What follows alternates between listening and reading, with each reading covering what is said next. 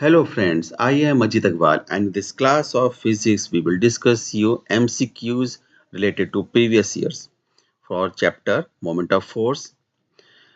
इस वीडियो की हेल्प से हम लोग अपने सभी कॉन्सेप्ट्स का एक बार रिवीजन कर सकते हैं जिसको हम अपने न्यूमेरिकल्स में अप्लाई करेंगे। तो इस वीडियो में पहला एमसीक्यू मैं दिया है A body is acted upon by two equal and opposite forces that are not along the same straight line. The body will। तो अगर हम इसमें कंडीशन अप्लाई करते हैं,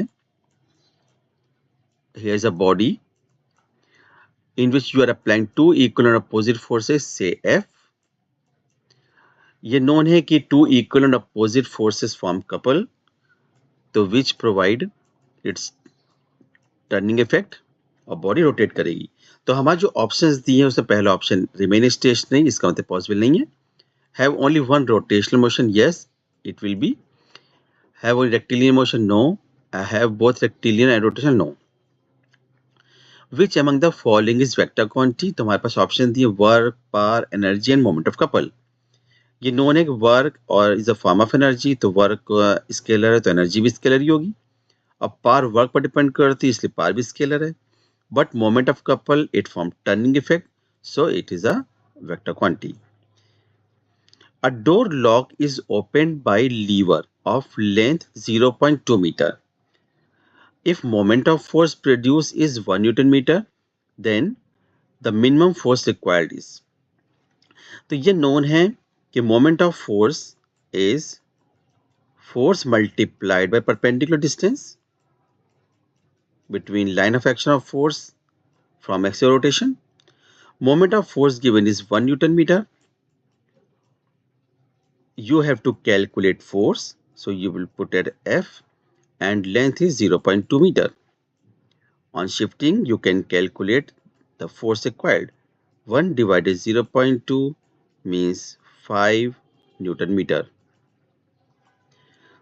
So 5 Newton will be its correct answer, not Newton meter. Newton meter is the unit of moment of force, while force is a Newton is the unit of force. The correct answer is 5 Newton. Now, clockwise moment produced by force about fulcrum is considered to be। ये हमारा question 2023 year का है। तो if body is pivoted at a point and you are applying force in such a way that there is clockwise moment, तो ये होगा clockwise moment about this fulcrum. तो ये होता है क्योंकि ये लेफ्ट साइड टर्न कर रहा है तो इसको हम कहेंगे नेगेटिव मोमेंट, और ये पॉजिटिव साइड इस तरफ होती है तो ये क्रिएट पॉजिटिव साइड के लिए यूज करते हैं हम लोग एंटी क्लॉकवाइज मोमेंट। ठीक है, anti clockwise moment positive side में रिप्रेजेंट किया जाता है, तो क्लॉकवाइज हमारा नेगेटिव होगा। Relation between CGS and SI unit of moment of force is. Moment of force, the SI unit of moment of force is Newton meter, while CGS unit of moment of force is dyne centimeter. So 1 Newton meter, 1 Newton can represented in form of dyne like 10 power 5 dyne, and 1 meter can be written as 100 centimeter, 10 power 2, overall 10 power 7 dyne centimeter. So the correct option is C. What is the location of center of gravity of hollow cone from the top? If you have hollow cone like this, circular base, in case of hollow cone, if you draw vertex, the center of gravity is located by h by 3 from the base. If you assume total height of the cone be h, then you are asked to calculate its location from top. So it will be h minus h by 3, means answer is 2h by 3. Centre of gravity basically depend करती है कि इसका mass distribution किस तरीके से है। Okay, now come to next question. The diagram below shows the balance position of metre scale. जैसे हम ये देख सकते हैं मीटर स्केल है 0 टू 100 सेंटीमीटर मार्क और फल्क्रम पर ये बैलेंस्ड है। तो इसका मतलब क्या हुआ, किसी भी क्वेश्चन में अगर मीटर रूल बैलेंस पोजीशन में एक पॉइंट से, तो इसका मतलब कि उस स्केल का वेट उस पॉइंट पे काम कर रहा है। लेकिन अगर हम देख सकते हैं कि अगले कुछ डायग्राम में ये शिफ्ट कर दी गई है, तो क्वेश्चन हमारा ये है, which one of the following diagram show correct position of scale when it is supported the centre.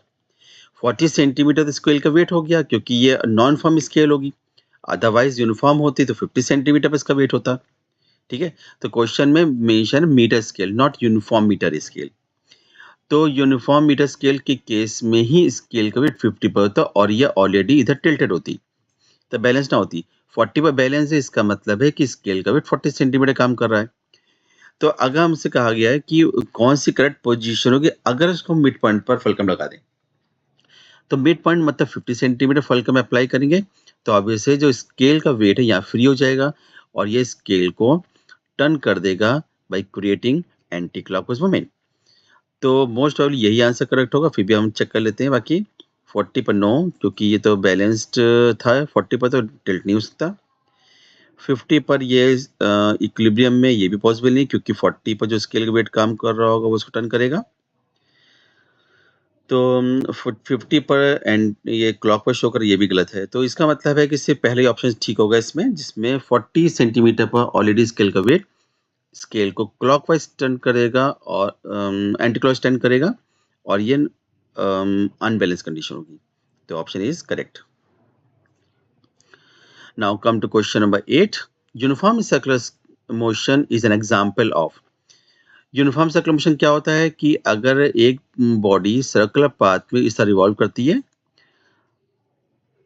तो यूनिफॉर्म सर्कुलर मोशन में उस पार्टिकल की स्पीड तो कांस्टेंट रहती है, यानी मैग्नीट्यूड सेम रहेगा, लेकिन direction of motion continuously change होता है हर पॉइंट पर, जिसको हम टेंजेंट से रिप्रेजेंट करते हैं। अगर पार्टिकल यहाँ पर आ जाएगा तो टेंजेंट इस तरह रिप्रेजेंट करेंगे हम। तो ये सब डायरेक्शन ऑफ वेलोसिटीज होती हैं। तो इसका मतलब है कि due to change in direction of motion at each point of the circular path, velocity gets changed, and that's why we can see it as accelerated motion, not unaccelerated or uniform velocity. Position center of gravity of given mass depend on. अभी पिछला question भी एक आया था कौन का, तो हमने इसे बताया था कि मेन डिस्ट्रीब्यूशन ऑफ मास पर डिपेंड करती है। अगर यूनिफॉर्म शेप की बॉडी है, जैसे एक यूनिफॉर्म रॉड या फिर स्फीयर, तो उन केसेस में तो उनके मिड पर होगी। मिड जैसे रॉड में mid point on axis of the rod, sphere में एट द ज्योमेट्रिक सेंटर। ठीक है, लेकिन अगर नॉन फॉर्म शेप की बॉडी, तो जिस तरफ मास डिस्ट्रीब्यूशन ज्यादा होगा उस तरफ सेंटर ग्रेविटी शिफ्ट हो जाएगी। तो इसका मतलब है वॉल्यूम और मास पर तो डिपेंड नहीं करेगी, लेकिन डिस्ट्रीब्यूशन मास डिपेंड करेगी, distribution mass and shape. And now come to the last question of this video. What is the center of gravity of a square ABCD of coordinate 0, 0, 4, 0, C is 4, 4 and D is 0, 4. So first frame, it's a picture.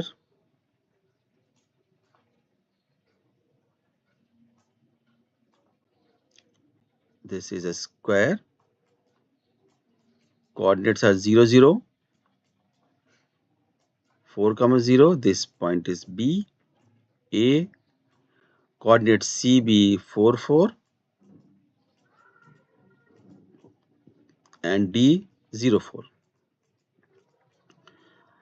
As you know, the center of gravity of a square lies at the point of intersection of diagonals.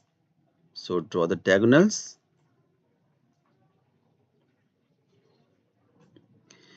So at this point O, the center of gravity will lie. तो इसकी हम location निकाल सकते हैं. If you draw perpendicular from here, this point is 2. Draw perpendicular on y-axis. This one 2. तो coordinates will be 2, 2. इसका मतलब है कि इसके centre gravity, square centre gravity at the point of intersection of diagonals पर वर्क करेगी। तो इस तरह से हम लोगों ने इनके कॉन्सेप्ट देखे जो हम यूज कर सकते थे। तो और इन कॉन्सेप्ट्स को आप अप्लाई कर सकते हैं किसी न्यूमेरिकल में, रीजनिंग क्वेश्चंस में या वन वर्ड टाइप क्वेश्चन में। अगर आपको आज की वीडियो पसंद आई हो तो इसे लाइक करें, सब्सक्राइब करें एंड अपने फ्रेंड्स में ज़्यादा से ज़्यादा लोगों में शेयर करें, जिससे उनको भी अपनी इसकी हेल्प मिल सके। आप तैयार रहिए नेक्स्ट वीडियो के लिए। नेक्स्ट वीडियो जल्दी पोस्ट करने वाले हैं, वो भी PYQs पर रिलेटेड होगी, जिसमें न्यूमेरिकल प्रॉब्लम्स इंक्लूड होंगे। Okay, thank you.